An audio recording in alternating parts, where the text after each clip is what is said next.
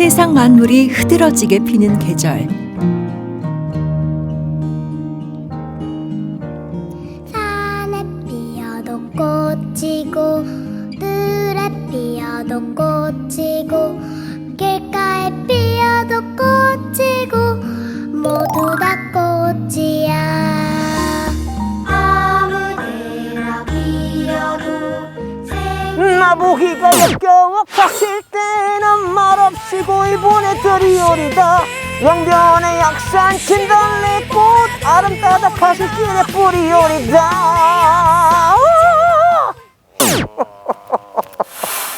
아이고, 목청을 바칩니다 제가. 여기 지명수대 시청자 여러분들 위해서 제 하나 있는 목 바칩니다. 아이고. 아, 드디어 마무리 소생하는 봄입니다. 생명이 솟아나는, 여기저기서 뭔가 이렇게 꽃들도 즐거워하는 것 같고 나무들도 즐거워하는 것 같고 뭔가 이렇게 활기참이 있습니다. 그래서 오늘은 어딜 가죠? 제가 지난주에 그 철원 평야를 다녀왔는데 굉장히 넓었습니다. 진짜 거의 뭐 최고인 것 같은데, 거기가 평야로서는 그 넓이가. 네. 원주에도 있대요. 원주에? 평야가 있대요, 원주에. 원주에? 네. 와, 궁금하네. 그래서 오늘은 원주입니다. 이야, 원주는 진짜 얘기거리가 정말 많네요. 아무튼 원주에도 평야가 있다니까 저도 궁금합니다. 여러분들 저를 따라오시면은 원주의 광활한 평야를 보실 수가 있습니다. 자, 저를 따라 오십시오. 락앤롤! 오늘은 강원도의 평야 세 번째 시간, 원주 문막으로 출발해 봅니다.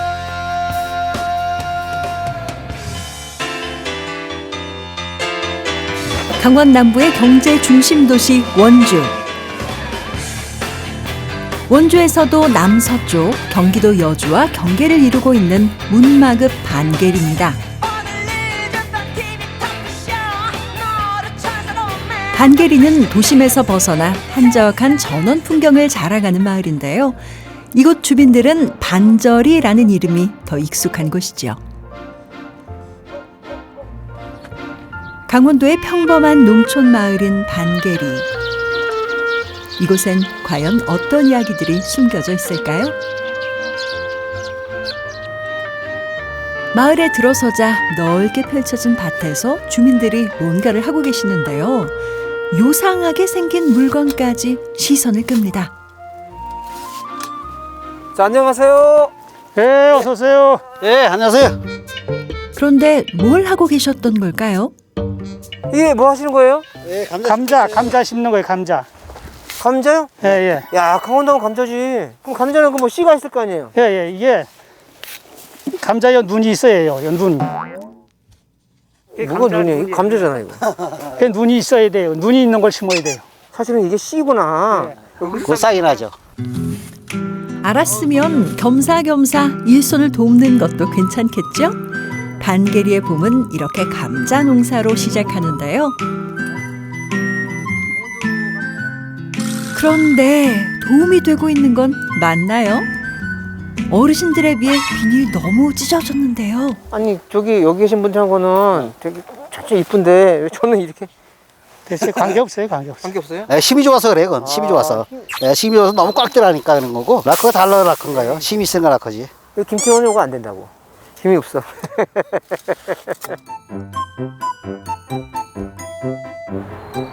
농부의 희망까지 함께 심은 감자밭.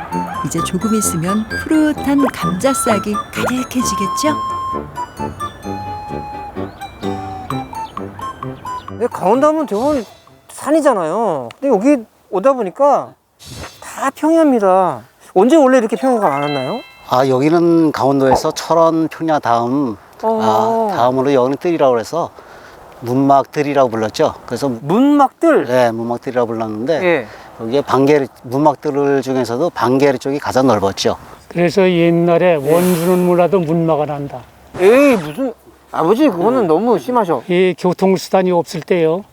우리 그 서울에서 네. 이 문막이라는 곳에서 배가 왔다 갔다 했다 그래요. 그래서 배로서 그 교통수단을 이용했다 그래서 문막이라는 데가 원주보다도 더 서울에서도 안 되는 게 문막이래요. 평야가 많다. 그럼 대충 이제 짐작은 되는데 풍요로웠었겠어요. 특수작물 그런 거 하고 이럴 때는 여기 돈이 진짜 많이 들었어요. 그래서 수박 같은 거 특수작물 해보려면 한 해 농사 지면은 그 당시 소를 한 마리씩 이렇게 사고 그랬으니까 아이고. 예, 소면 굉장했었거든요. 옛날에는. 수박 농사를 지어서 소를 살 정도로. 야. 그만큼 농사 잘 됐어요. 1970년대 문막 평야의 모습입니다. 예로부터 농사를 못 지어도 쌀 한 섬은 나온다 해서 한섬지기라고 불렸던 기름진 옥토. 문막 평야는 옛 모습 그대로 지금도 풍요의 노래를 선물하는 강원도의 곡창지대죠. 그나저나 마을 이름인 반절이와 반계리는 무슨 뜻을 갖고 있는 걸까요? 마을 지명 이름이 반계리예요. 그럼 뭐 여기 후라이드 반쪽 뭐 이렇게 그런 건 아니고요. 후라이드 반 양념 반에서 반계 아닙니까? 그럼 한심합니까? 지금? 그것도 가능하겠네요. 반계리의 지명이 유래가 어떻게 되는 거예요? 강원도 원주하고 여주하고 그 중간 다 정확히 이게 16km씩 양쪽으로 16km씩이에요. 그러면 도보상들이 발로 뛰어보면 딱 여기가 반이 돼요. 그래서 주막에서 시구 가고 이럴 때 보면 거기에 반이라 그래서 원주하고 여주하고 반, 그래서 반절이. 그리고 반계리 지명엔 예전부터 전해오는 유래가 하나 더 있습니다. 때는 바야흐로 1000년 전 중원을 손에 넣기 위해 치열하게 싸웠던 두 영웅, 한 명은 왕건이요 또 한 명은 견훤이니 그 두 사람이 맞붙었던 곳 원주 문막. 하지만 견훤과의 전투에서 매번 패배한 왕건, 이번에는 더욱더 만반의 준비를 하고 산에 진을 쳤습니다. 그가 견제하는 견훤은 섬강을 사이로 마주보는 후용리에 산성을 쌓아 대립하고 있었죠. 이번에는 절대 질 수 없지. 하도 지는 탓에 이번에는 꾀를 낸 왕건. 즉시 산성을 지나는 도로와 섬강을 차단하고 군량미가 조달되는 것을 막았습니다. 결국 군량미 조달이 어려웠던 백제군, 전투는커녕 하루하루 굶고 있었지요. 때를 노린 왕건은 신하에게 하얀 가루를 건넸습니다. 막았던 섬강을 열고 이걸 풀어라. 가루를 풀어 하얗게 변한 섬강. 이게 뭐야? 쌀뜨물 아니야? 쌀 씻는 물이 여기로 내려오나 봐. 백제군은 배고픔에 허겁지겁 물을 마셨습니다. 하지만 이 모든 것은 왕건의 계략. 그 시각 백제군의 성에서는 군사들이 픽픽 죽어나가고 있었습니다. 이게 어찌된 일일까요? 바로 왕건이 건넨 하얀 가루의 정체, 바로 횟가루, 지금의 석회가루였습니다. 왕건의 꾀에 넘어간 백제군은 힘 한 번 못 쓰고 패배하고 말았지요. 드디어 첫 승리를 한 왕건, 그 승리의 요충지였던 산을 바로 왕건이 오른 산이라고 해서 건등산이라고 불렀고, 그 건등산에 건승비가 세워졌습니다. 시간이 흐르고 흘러 건등산에 있는 건승비를 가지고 오너라, 개성으로 건승비를 옮기라는 명을 내린 왕건. 신하들은 즉시 내려가 건승비를 애지중지 옮겼습니다. 그런데 그때 무슨 일인지 손에서 미끄러진 건승비, 결국 뚝 하고 반으로 갈라졌지요. 이게 무슨 일이야? 날에 변과가 생길 징조인가? 불안한 일일세. 건승비가 똑 하고 잘라진 곳, 그 뒤로 사람들은 그곳을 반절이라고 불렀고, 그 후 반절이라는 이름을 거쳐 지금의 반계리가 탄생했다는 이야기가 전해지고 있습니다. 지금도 후동리와 궁촌리 사이엔 당시의 견훤산성으로 알려진 흔적들이 남아 있습니다. 조선시대 문신 이기가 쓴 송화 잡설입니다. 고려 태조인 왕건이 올라 건등산이라 불렀다는 기록이 남아 있습니다.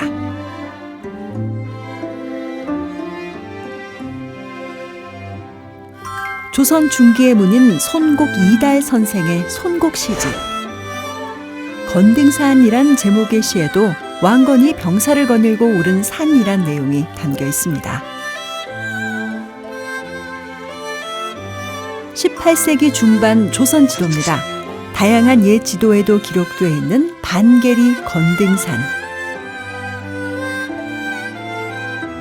그만큼 옛 선인들은 건등산에 큰 의미를 담아 마을의 중심적인 역할을 맡겼던 것으로 보입니다. 해발 260m의 작은 산. 그럼 건등산에서부터 유래된 반절이는 어떻게 반계리가 됐을까요?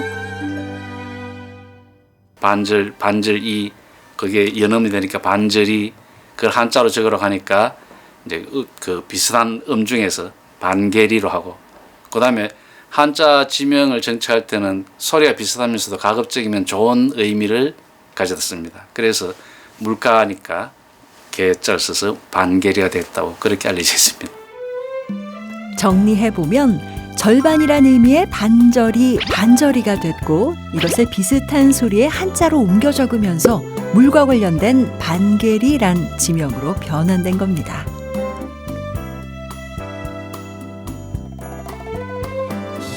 그런데 지명의 변화가 결코 우연은 아닙니다. 실제 물과 관련한 지명이 많다는 반계리. 와, 시원합니다. 그냥 뻥 뚫린 게 그냥. 예, 이걸 네. 통틀어서 네. 문액이라고 그러죠.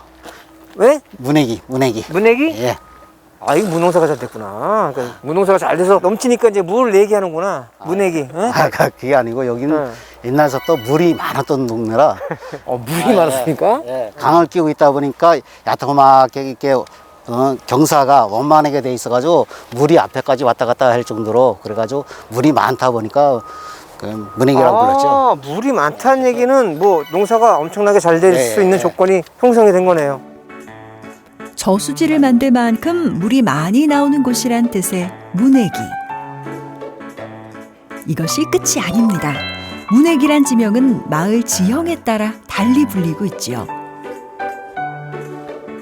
문액이 마을 중 평야지대에 위치한 곳은 벌문액이, 넓은 벌판과 문액이가 합쳐져 벌문액이라 불리고 있습니다. 이와는 달리 골문액이 마을도 있습니다. 문액의 마을 중 좁은 골짜기에 위치해 있는 곳이라 해서 골짜기와 문액이를 합쳐 골문액이라 부르지요. 저수지를 막을 만큼 물이 많다는 지명에 따라 실제 저수지까지 만들어진 문액이. 그럼 그 지명의 변천 과정은 어떨까요? 물 숫자에 나는 물이 나온다고 이제 나올 출자죠. 기는 보통 보면은 지명소라고 해서 이제 그 땅을 나타내는, 지역을 나타내는 지명소가 기 또는 지가 붙습니다. 그래서 물나기가 리얼이 탈락하면 이제 문나기가 되고, 그다음에 기에 있는 이가 역행 모음을 하면은 이가 위로 올라붙죠. 그래서 문액이가 된 거죠. 그래서 문나기, 문액이. 결국 문액이는 평야와 연결된 풍부한 물의 고장이라는 의미. 섬강과 평야가 만나 풍요의 노래가 불리던 곳. 그래서 원주는 몰라도 문막은 안다는 말이 만들어진 것이겠죠. 골문액이 동쪽 산자락이 시작되는 곳에 위치한 작은 사당. 반계리 마을의 정신적인 지주 역할을 하고 있는 사당인데요. 조선 효종의 지시로 1721년에 세워진 충효사입니다. 충효사의 주인공은 충효공 황무진 선생. 그를 기리기 위해 위패를 봉하는 사당이죠. 아이고, 선생님, 안녕하세요. 네, 어서 오세요. 아이고, 반갑습니다. 감사합니다. 찾아주셔서 고맙습니다. 충효사를 더 자세히 소개시켜줄 양한모 문화해설사입니다. 과연 이 사당의 주인은 어떤 분일까요? 황무진 선생님은 어떤 분이셨나요? 네, 이분은 임진왜란 시대 때에 네. 예, 의병 활동을 하다가 의병을 일으키셨구나. 예, 예. 어. 의병 활동은 그 당시에 우리가 관설 허울에 시는 분하고 같이 의병 활동을 하시다가 외적의 장수를 붙으셨다, 생포를 하셨다. 생포를 하셨어요? 오. 예, 예. 그것도 죽여서 잡은 건 사로잡으셨다라고 나옵니다. 생포를 했기 때문에 예, 예. 네. 그 공을 인정받아가지고. 예, 예. 군공에서 이제 이렇게 발탁이 돼서 병방으로 나가 계셨거든요. 예. 원주 강원 감룡에 원래는 사천 출신이에요. 사천 출신이라고 하는 것은 뭐죠? 우리가 사천 출신이면? 노비 출신이다. 그러니까 천민 출신. 양반 출신이 아니다. 예. 그 당시 사회적 분위기는 양반 출신이 아닌데 예. 이렇게 높은 벼슬을 따기는 정말 그렇죠. 쉽지 않은 거잖아요. 그러면 이분의 탄생길 때, 그러니까 네. 음력 3월 23일인데 그때는 원주 시민과 함께 헌달의식을 거행하고 있습니다. 매년 황무진 선생의 탄생일 때 원주 시민들이 함께 봉행하고 있는 헌달이. 그만큼 황무진 선생은 반계리를 넘어 원주 지역에 미친 영향이 컸다는 건데요. 이분과 관련한 다양한 일화가 그것을 뒷받침하고 있지요. 김종서 씨가 오신다고 해서 네. 여기 귀하신 분을 한 분 모셨습니다. 정말 그 귀하신 분이 또 있습니까? 예, 예. 굉장히 귀하신 분이어야 될 텐데요. 예. 왜냐면은 네. 우리가 알고 있는 이 충효사에 네. 계시는 분의 종선을 모셔봅니다. 등장부터 예사롭지 않은 오늘의 특별 게스트. 아이고 안녕하세요. 아유 영광입니다. 영광입니다. 네, 네. 어우 네. 기가 확 느껴집니다. 가문의 영광입니다. 충효궁의 종손 황길환 씨입니다. 그 집안에서는요 대대로 이 황무진 선생님에 대해서 네. 어떠한 이야기가 지금 전해져 오고 있나요? 네. 이분의 어머님이 네. 편찮으실 때는 이 강에 병록담이라는 그 호수 모양 생긴 데가 있습니다. 거기가 겨울에 얼었을 때 부모님이 편찮으셔가지고 잉어를 잡기 위해서 그 어머님을 끌어들이려고 그만큼 효행이 남다르다 이런 거고, 그래서 부모님한테 효도를 아주 잘하셔가지고 신변 호랭이를 타고 다니셨고, 그래서 잠깐만요. 네. 에이, 호랑이를 어떻게 타고 다닙니까? 아니 그 증거가 있습니다. 충효사 바로 옆에 마련돼 있는 작은 비서. 이 비가 바로 황무진 선생을 태운 호랑이를 기리는 충호비입니다.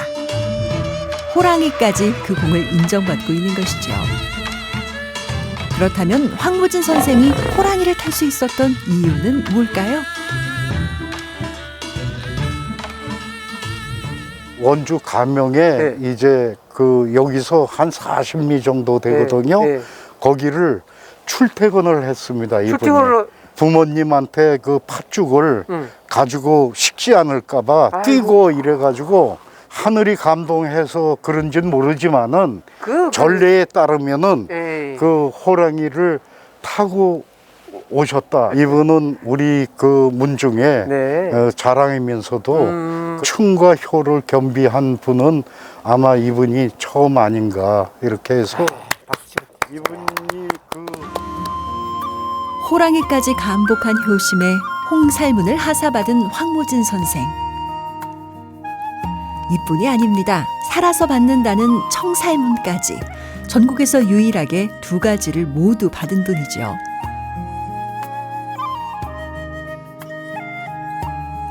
그리고 황무진 선생은 다양한 지명까지 탄생시켰습니다. 황무진 선생이 고개 너머에서 태어났다 해서 무진고개, 호랑이가 황무진 선생을 태운 곳이라 해서 이름 붙여진 호랑이 돌머리, 원주 가명으로 출퇴근할 때 지름길로 질러갔던 곳이라 해서 지루내미. 그런데 평야와 충효사와는 또 다른 반계리의 상징이 있다고 하는데요.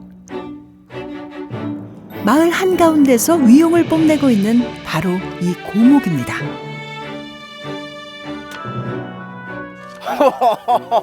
이게 무슨 나무입니까? 와. 은행나무입니다. 은행나무. 이게 반계리의 자랑거리입니다. 진짜 압도적인데요. 수령이 1000년에 이른 것으로 추정되고 있는 반계리 은행나무. 높이 33m, 둘레 16m. 성인 두어 사람으론 안을 수조차 없는 크기에 위압감마저 들게 하는 은행나무입니다. 현재 천연기념물 제167호로 지정돼 있기도 하죠.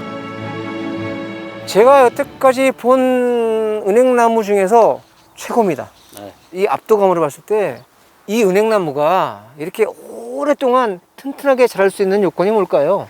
아, 이 시대가 물이 네. 좋고 땅이 비옥하다 보니까 이렇게 잘 자라는 것 같습니다. 여기 옛날에는 단오 때면은 네. 저희들이 와서 이 그네를 맸습니다. 이 저 가지에다가 그네를 매가지고 그네를 띄고, 예, 그러면 많은 사람들이 와서 이 그네를 띄고 그랬었어요. 가지에다가 네. 야 그런 시절도 있었고, 장관이었겠네요. 여름에 더울 때 아주 뭐 30도 이상 이렇게 네. 온도가 올라갈 때 일에다가 쉴 때는 여기 와서 쉽니다. 그래서 여기서 한 30분만 있으면 그 더위가 싹 가셔요. 은행나무 밑에는 벌레가 없어요. 그러니까 여름에는 주로 여기 와서 많이들 쉬었죠. 그리고 마을 이제 잔치 같은 거 뭐 행사할 때는 여기 모여서 잔치도 하고 축제 때 와서 노래 한번 하시고. 아유, 해줘요. 딱 그래서 은행나무 침대 하나 딱 갖다 놓고. 그날을 위해 코로나가 빨리 종식되길 기원하겠습니다.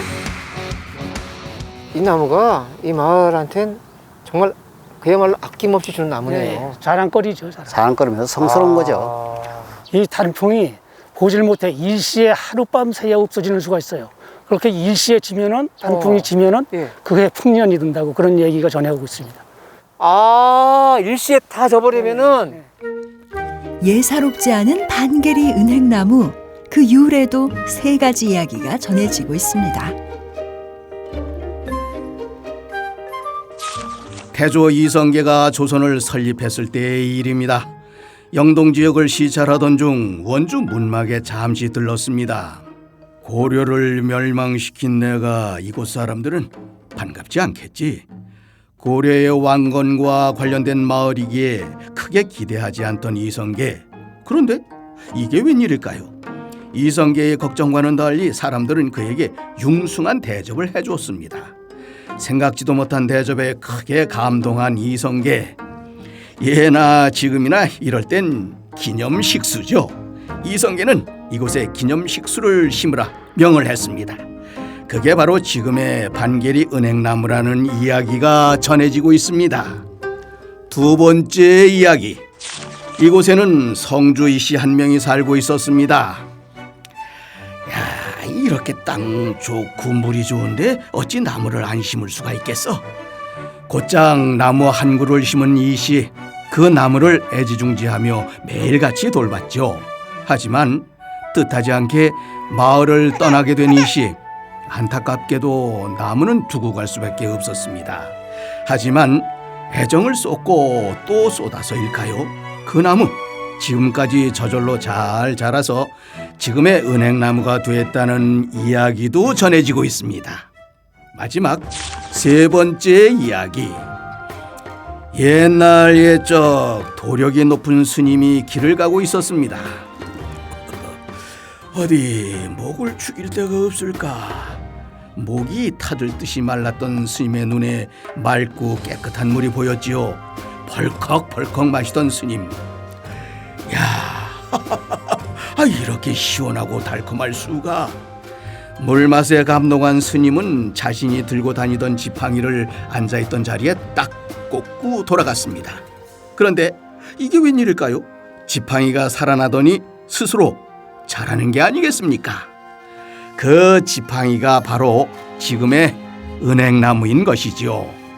그 이후 어느 날 어떤 우매한 이가 땔감으로 쓰기 위해 그 은행나무를 베려고 했습니다. 그런데 이게 뭐야? 갑자기 툭 튀어나온 큰 백사. 사람들은 예사나무가 아닌 것을 느끼고는 지금까지 신목으로 여기고 있습니다. 그럼 반계리 은행나무의 진면목을 안 볼 수 없겠죠? CG는 성에 안 차신다고요? 진짜를 보여드립니다.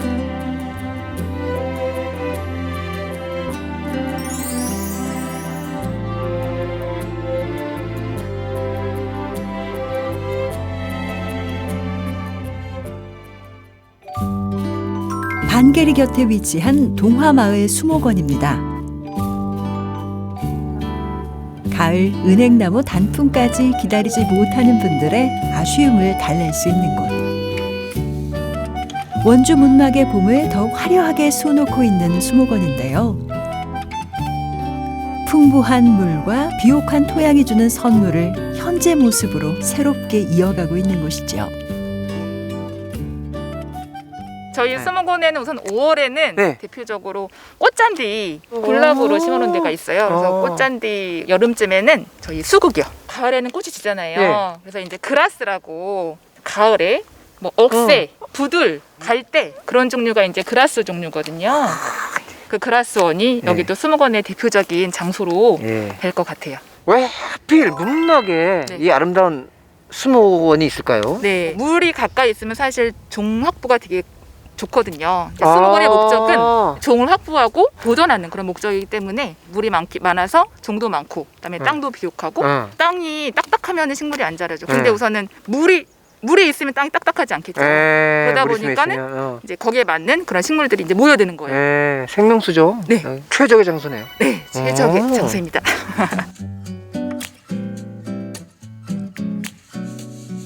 예나 지금이나 어김없이 풍요를 기대하며 새로운 생명을 키워가는 문막 평야. 본격적인 농번기입니다. 지금 가장 우리가 땀을 흘릴 때인데 흘린 땀들이 우리가 가을에 풍성한 수확으로 보답을 받았으면 좋겠고요. 우리 농사 짓는 분들 특히 올해 코로나로 우리가 많은 아픔들이 있지만 지금 생명의 어떤 이런 힘을 받아서 풍년이 들었으면 좋겠고 모두가 행복하셨으면 좋겠습니다. 진정으로. 네. 반계리에 담긴 진정한 의미. 자연이 준 절반에 구슬땀 절반을 더하라는 뜻은 아닐까요? 진달래하면 떠오르는 꽃노래는? 진달래하면 떠오르는 노래가 많지 않죠? 왜 또? 분위기에 맞춰서 한번 해주실 수 있나요? 이 사람 틈만 나면 노래 시키려고 그러네. 제가 선배님 노래 모아서 음반 내려고. 이게 뭐지? 코로나 때문에 노래 볼 데도 없어서 나보기가 역겨워 가실 때는 이 락커 김종수를 봤을 때 어떤 꽃이 딱 연상됩니까? 그 벚꽃. 벚꽃 같아요? 네. 이제 벚꽃이 비올 때 흩날릴 때 되게 이쁘잖아요. 그러니까 겨울 끝자락에서 겨울비를 맞으면서 벚꽃이 싹 피어나죠. 센 비가 아니고 싹 봄바람이 날리면 겨울비요. 겨울비요? 네. 제 노래는 입금이 이래야지. 사랑의 행복한 순간들 이제 다시 오질 않는가.